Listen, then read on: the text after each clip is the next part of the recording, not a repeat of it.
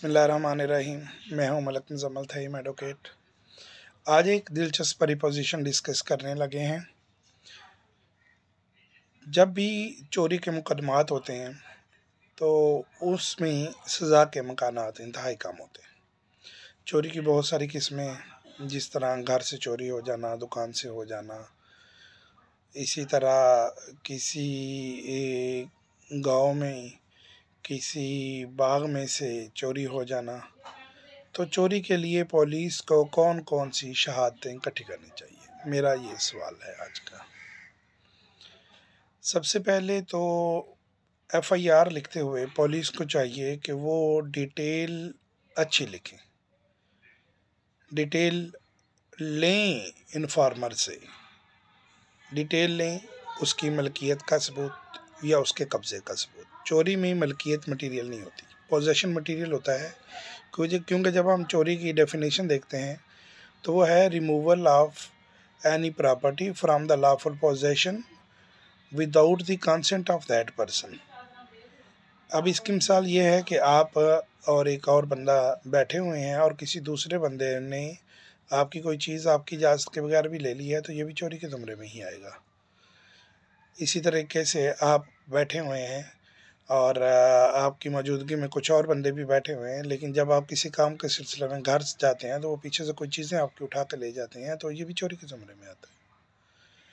अब ऐसे में कौन सी शहादत इकट्ठी हो जिससे जो केस है वो काबिल सज़ा हो। इसमें सबसे पहली चीज़ possession, lawful possession, statement of two witnesses related to that person के ये बंदे के कब्ज़े में फ़लाँ चीज़ थी। मिसाल के तौर पर हम कहते हैं कि एक बंदे ने मालूमात दी कि मेरी गाय फ़लाँ बंदे ने चोरी कर ली है और फ़लाँ मेरे गवाहान हैं।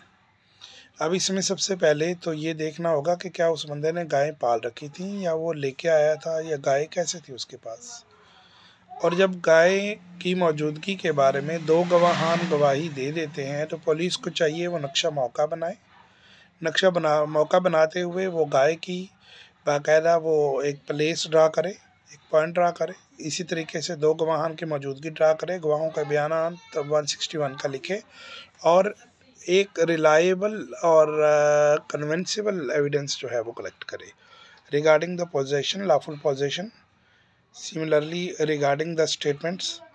और इसमें जब मुलज़िम का मौक़िफ़ आता है तो उसको भी कंसीडर करना चाहिए ड्यूरिंग इन्वेस्टिगेशन। अब मिसाल के तौर पर मुलज़िम आ जाता है, वो कहते हैं जी मैंने चोरी नहीं की, मैंने इससे ये गाय ख़रीद की है और ये मेरा मुआहदा है, तो ऐसे में लेन देन का मैटर बन जाता है और लेन देन में चोरी की एफआईआर नहीं होती। तो पुलिस को चाहिए कि ऐसी एफआईआर के बारे में मज़ीद बेहतरीन तफ्तीश अमल में लाए ताकि ये जो मुकदमा है ये अपने नेचुरल फेट को मीट करे।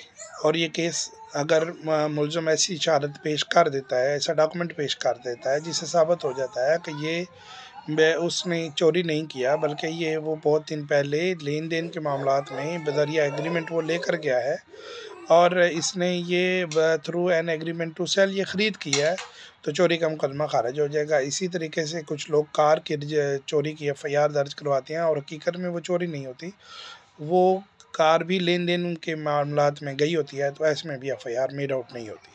पुलिस को चाहिए अपनी तफ्तीश को मज़ीद बेहतर बनाएं।